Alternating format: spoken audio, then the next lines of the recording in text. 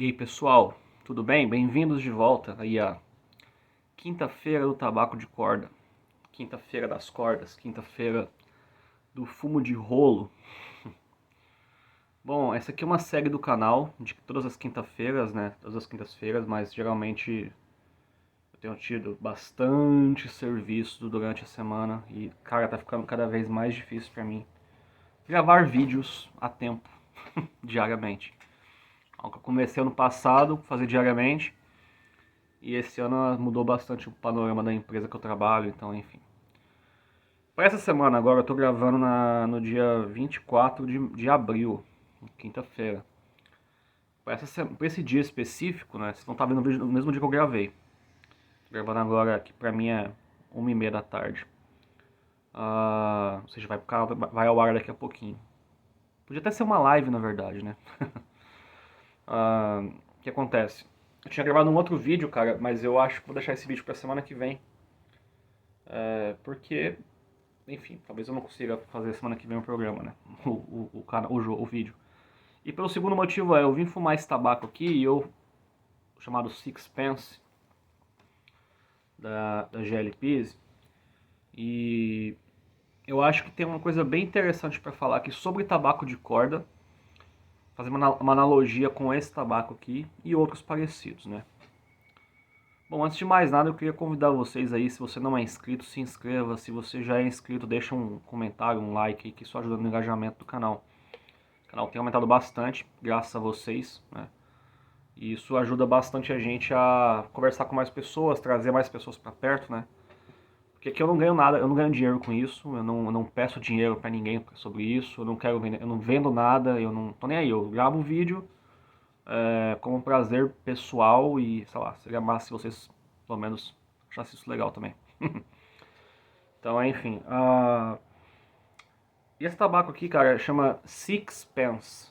Ele é de um cara chamado Gregory Pease, né? E tem a marca chamada GLPAZ, Pease, né? É de uma série chamada Old London. Se você olhar no canal do Fábio Marchione, o Golden Puff, ele tenho quase certeza que ele tem algum review desse tabaco. Porque o Fábio, ele gosta também bastante de GLPs e ele fez, acho que uma série desse Old London. Eu vi alguns vídeos dele, um ou dois talvez, de tabacos do Old London, mas eu não me lembro do Sixpence. Então eu não vou fazer review aqui com detalhes, ou se, enfim, se quiser mais informação, acho que é legal olhar o canal do Fábio.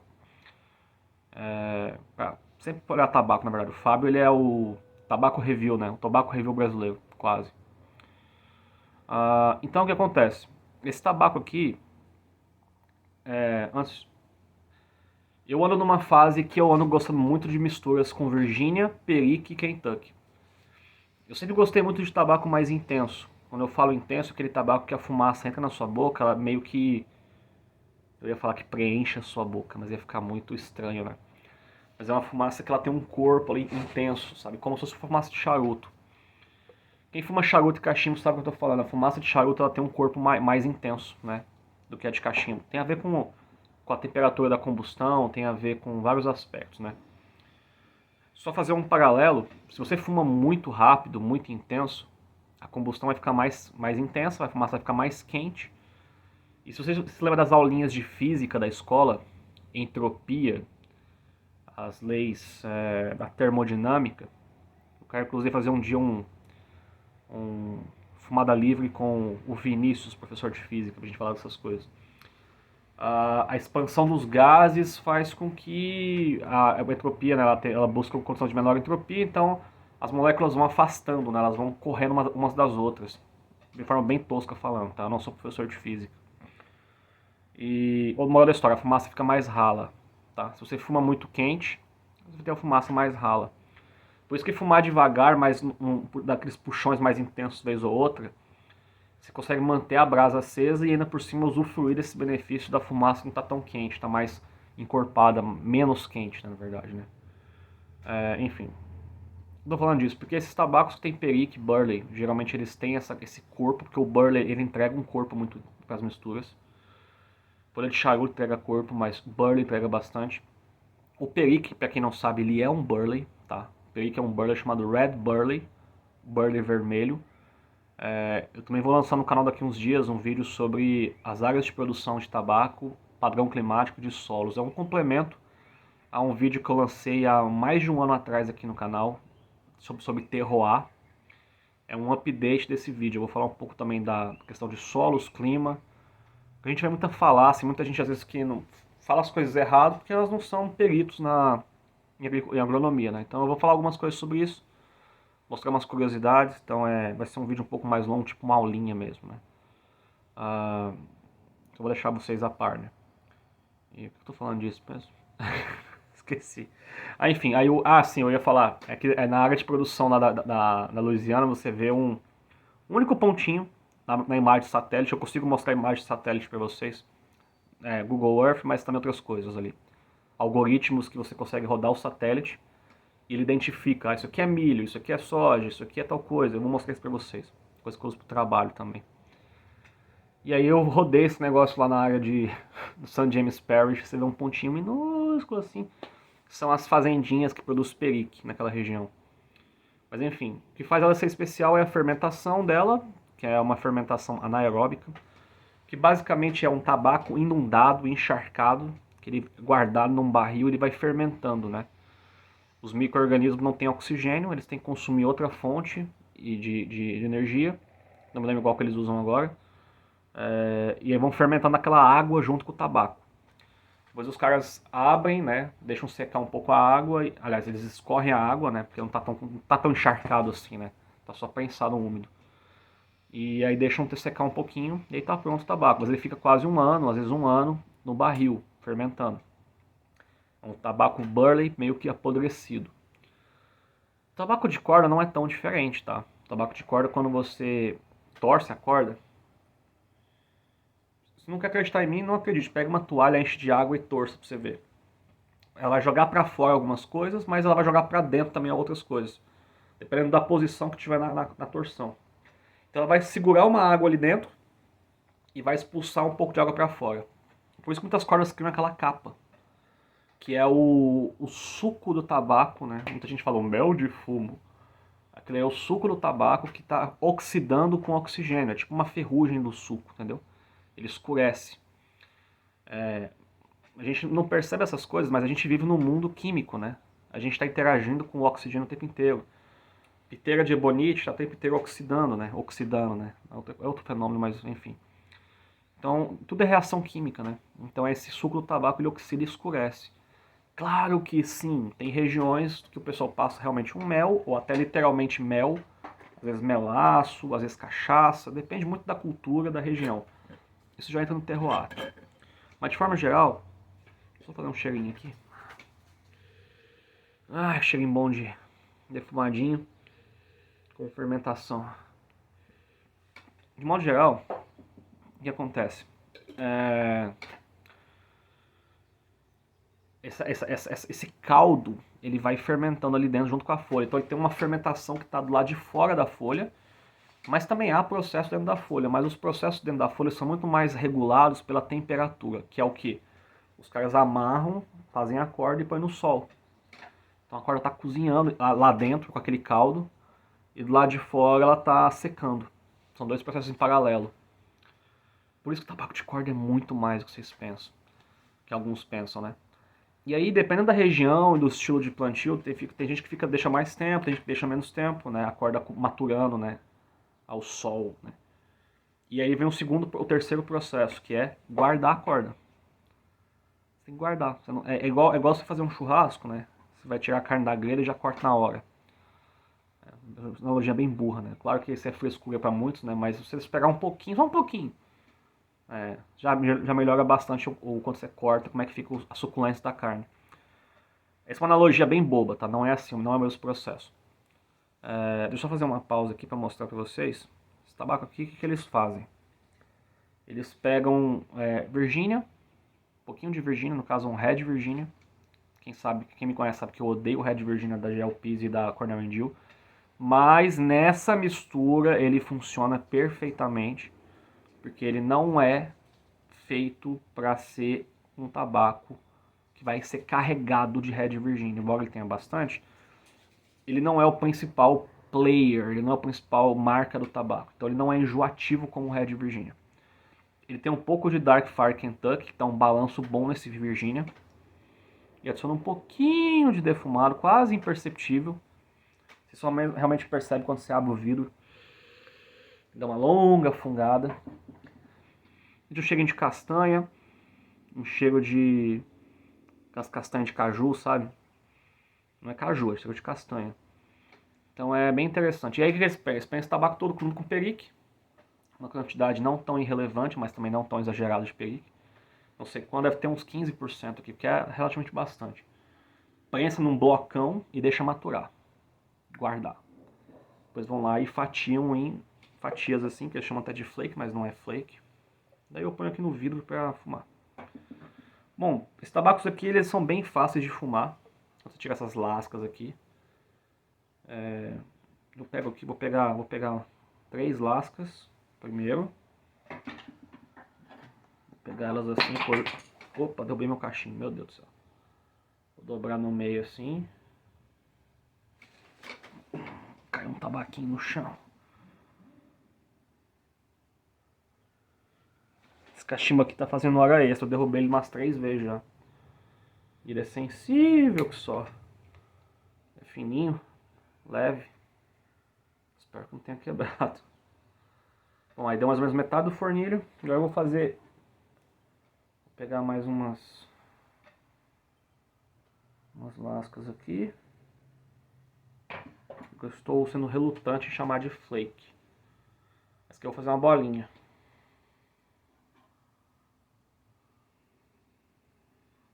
Prontinho. Então eu dobrei, assim, é o jeito que eu gosto de carregar, é mania minha também. Não é necessário, não é uma técnica avançada. Mas eu acho que é assim que acontece, ele vai ter uma combustão interessante no princípio e depois ele vai cada vez mais lento e vai durar bastante tempo o cachimbo. Aí,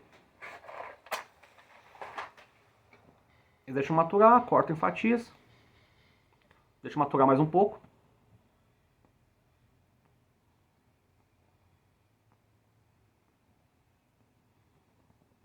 E vendem. O Gregory Pease fala que esse tabaco ele fez o primeiro lote dele em outubro de 2014. Deixou guardado o lote e pôs a venda no final de novembro. Deixou um mês em lata, por quê? Qualquer produtor coerente, olha um tabaco na minha boca, não vai enlatar um tabaco e pôr a venda. Tá? O que eles fazem? Eles sabem que eles são um negócio. Eles fazem as coisas para ganhar dinheiro. Então eles não querem que a reputação deles e da empresa deles seja queimada em você chegar na sua casa, abrir uma lata e estar mofado dentro. Eles não querem passar por isso. Então eles enlatam, guardam um tempo, pegam uma lata ou duas, abrem sempre para olhar. Ah, não. Tá, beleza. Aí que manda para vender. Pegaram a referência aí, pessoal? Pois é. Então quase todas as empresas fazem isso, tá? Sérias. Todos os blenders sérios fazem isso. Todas as empresas sérias fazem isso. Porque elas não querem que você pague o prejuízo. Ah, chegou mofado. Não, amigo, eu te mando outro. Tá? Não, foda-se, chegou mofado, cara. Por quê? Toma cuidado, não deixa cair nisso, não. E esse é um erro, assim, bobo que os brasileiros cometem. Não é um ou dois, não. São a maioria dos caras, tá? Pode ser empresa grande. Pode ser empresa grande ou pode ser produtor de fundo de quintal. Todos cometem esse mesmo erro, essa ansiedade para pôr a venda. Ah, eu sei que o cara quer recuperar o investimento e tal, mas cara, slow down, take it easy. Vai devagar. Ah, Germano, take it easy, o seu inglês está errado. Não é assim que fala, take it easy. Vai ter comentário já disso. Aí,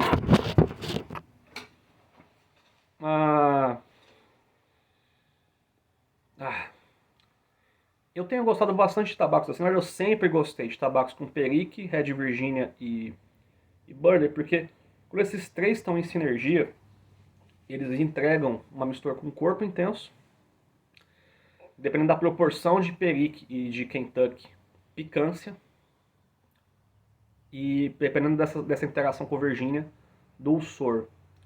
E é um dulçor que não é um dulçor induzido por uma aromatização, que alguém chegou aqui, borrifou uma essência, colocou... Não, é um dulçor da folha, do açúcar na folha de tabaco, que por causa do balanço químico dentro da sua boca, da fumaça na sua boca, faz surgir o açúcar. Por quê? O perique tem um pH mais baixo, se ele interage com algum, sei lá, eu não vou saber explicar com precisão os números, né, mas em algumas misturas, por exemplo, já comentei isso no canal, essas misturas de lataquia, se você põe um pouco de perique, aparece um doce ali, porque ela mexe no pH da mistura, entendeu? Então, os vapors são fascinantes, e as misturas inglesas que tem perique são fascinantes também, porque o perique é o chamado tempero ótimo, ele regula esse dulçor. A galera pensa muito no perique como picância, e alguns na lataquia como defumação. Na verdade, os dois são temperos para regular esse balanço de dulçor. Tudo é sobre dulçor. Dulçor natural do tabaco se caramelizando dentro do seu fornilho. Legal isso, né? E aí, meu comentário. Eu não fumo tabacos de corda, porque tabacos de corda são muito ácidos. É. Você gosta de fumar o quê? Ah, eu só fumo escudo. Eu só fumo Orlick Golden Slice. Eu só fumo Vapors internacionais. Meu filho, minha filha, olha a bosta que você tá falando. Cara,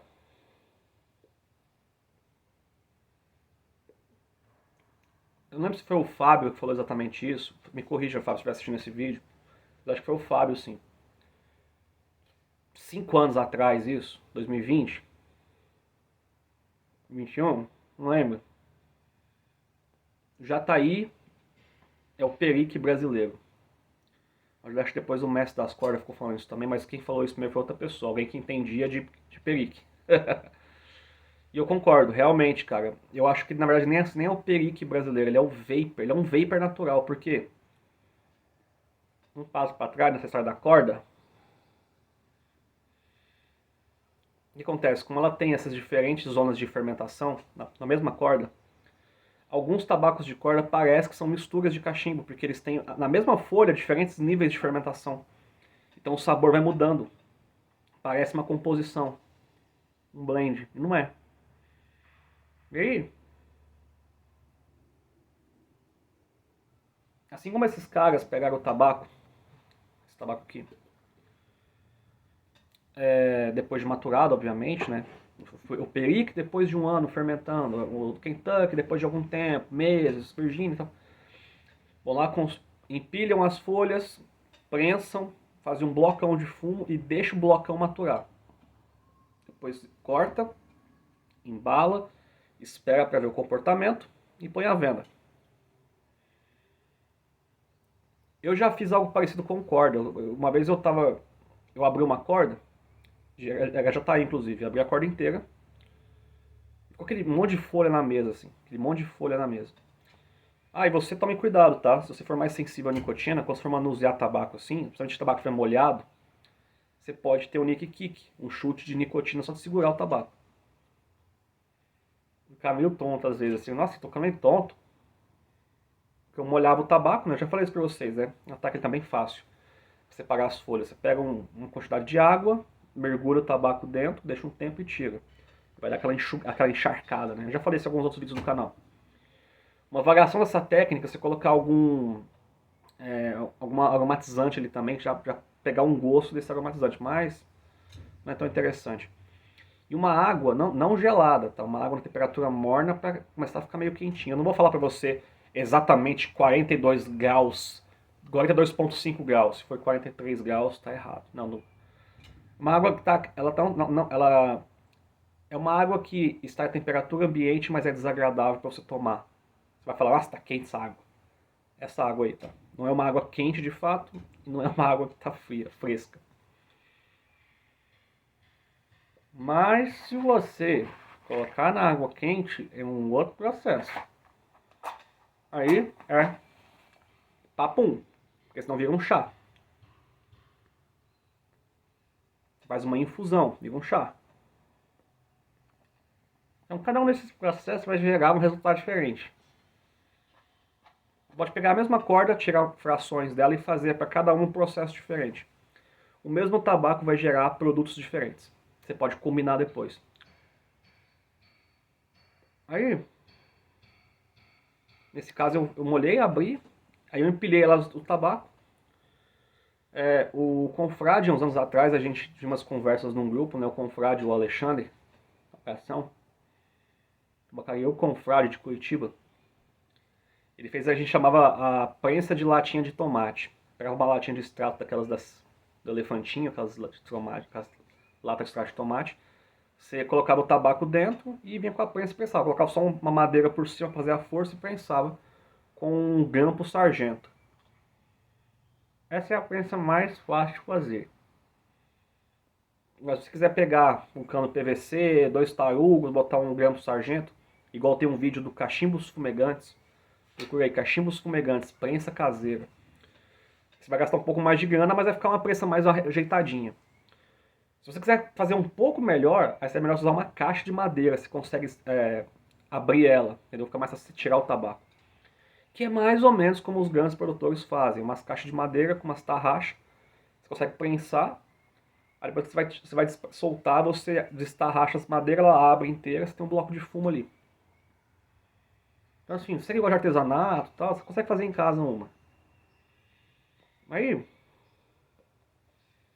eu acender direito o cachimbo. Aí. Viu? Chada longa.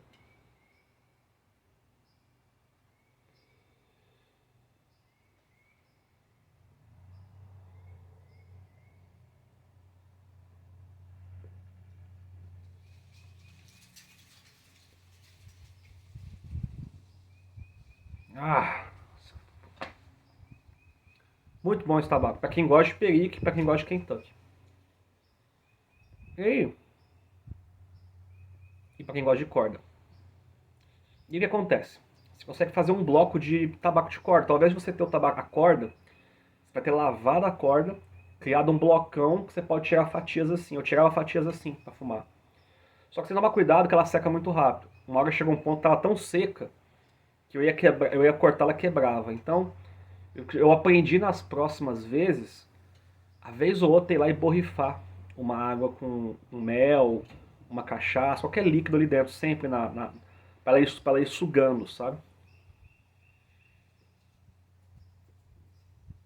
Então, que assim, o tempo dela tá muito úmida, ela vai do nada ficar muito seca. Esse é um dos grandes problemas dos tabacos de corda. Eu acho que pela composição química deles. Mas pra gente falar mais a respeito, tem que fazer um estudo, que eu não tenho recurso para isso. Aí,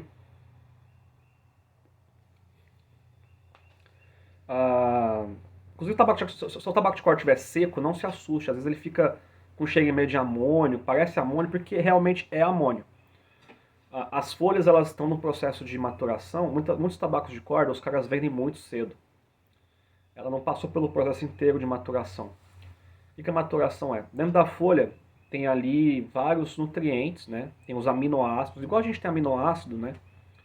Igual, por exemplo, se você faz academia fica mais fácil de entender. Você toma lá os suplementos, que são aminoácidos, né? Você come lá o seu ovo, o seu frango com batata doce e tal. Tudo isso vira aminoácido que o seu corpo assimila para fazer músculo, né? Fazer proteína e músculo. As plantinhas é um pouquinho diferente. As plantinhas, elas pegam o nitrato que está no solo, NH4, que é um íon. Elas sugam ele com as raízes, entra dentro delas, eles começam a conectar com carbono, com outros açúcares, vai formando diferentes compostos que têm nitrogênio. São as cadeias nitrogenadas. Forma alguns ácidos carboxílicos também nesse processo, mas não necessariamente com nitrogênio, porque eles não têm, acho que não tem nitrogênio, ácido carboxílico, eu acho. Enfim, várias coisas, até virar a amônia, que ele é usada no ciclo de Krebs. Ciclo de Krebs? Porra, eu esqueci da... Me corrija aí os bioquímicos, eu esqueci, cara. Ciclo de Krebs, é o ciclo de Krebs mesmo? Não lembro agora. É um ciclo bioquímico, não vou lembrar agora. Não é o de Krebs, assume que não é o de Krebs. Eu tô tentando fazer bem resumão. Não li nada a respeito antes disso. Sei que vai transformar isso em aminoácido, que é as proteínas. E aí os animais vão lá e comem a folha e absorvem a proteína. Então, a proteína do feijão, por exemplo, né, ela é formada da soja, etc., a partir desse processo como um todo. E esse nitrogênio está no solo por adubo e, pasmem, por causa de relâmpago. Quando o relâmpago bate no chão, a nossa atmosfera tem nitrogênio gasoso, que a gente não consegue respirar. Se a gente conseguisse respirar nitrogênio, a gente não precisaria comer. A gente formaria proteína automaticamente. E aí ele vai lá e, por causa dessa mudança de carga, ele disponibiliza o nitrogênio no solo. Então os raios são bons para isso. Olha a beleza da natureza, né? Os raios ajudam a adubar o solo. E outros também têm compostos, por exemplo, os risóbios, né? Eles conseguem respirar o nitrogênio e fazer nitrato. Então, enfim, tem vários organismos que estão vivendo com as plantinhas que ajudam a proteger elas e adubar elas. Enfim, a natureza é um equilíbrio, né, como um todo. Aí o que acontece? Quando você colhe a planta, essa folha está cheia desses aminoácidos ainda, está cheia de vários compostos, né? E eles começam a apodrecer. De forma bem tosca falando, os micro-organismos que estão ali dentro começam a consumir eles e eles vão se transformando. E aí quando esses aminoácidos se quebram, eles se tornam gases, que é o amônia. Por isso que a gente solta amônia na urina, de certa forma, né? Ou a gente solta ureia na urina, na verdade, né? Por isso quando você faz academia comendo o seu ovinho, o seu batata doce, o seu frango, você vai no banheiro, você destrói o banheiro. Por causa do cheiro da proteína gasosa ali, né? Saindo. Do resto, né? O resíduo, né? De amônia. No caso não é amônia, é outra coisa, mas enfim. Então o que acontece? Não se assuste quando sua corda estiver cheirando na amônia, tá? Hidrata ela de novo, borrifa uma água, borrifa um vinagre, borrifa o que você quiser, cara. Borrifa, não vou dar a receitinha direto pra isso, porque cada caso é um caso, mas a ideia é você reidratar a corda. Uma forma simples de fazer a reidratação também é você, para naquele esquema de pegar a panela, encher de água, esperar a panela ferver, bem com uma peneira e põe um tabaco lá para pegar o vapor. Ou se você tiver uma cuscuzeira em casa, igual o pessoal cozinha legumes, você põe o tabaco, ele vai pegando o vapor e vai cozinhando no vapor. Aí ele reidrata também.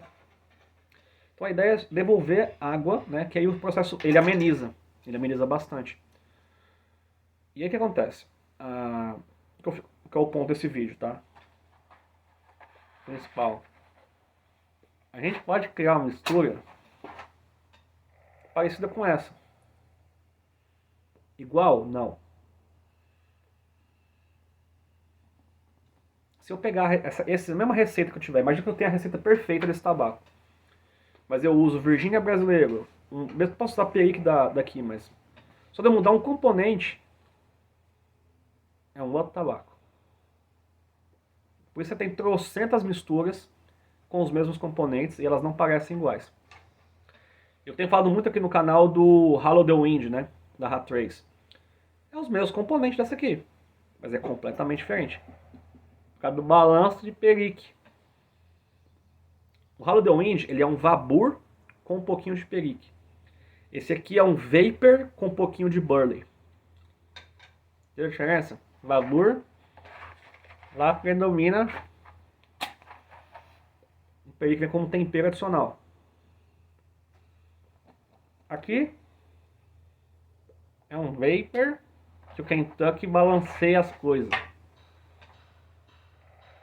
Então eu fico pensando, cara, se você puder comprar aí um Virginia e um Burley de algum produtor que vende a granel, o Pablo da Solaro, da Alberto, sei lá, o Clã.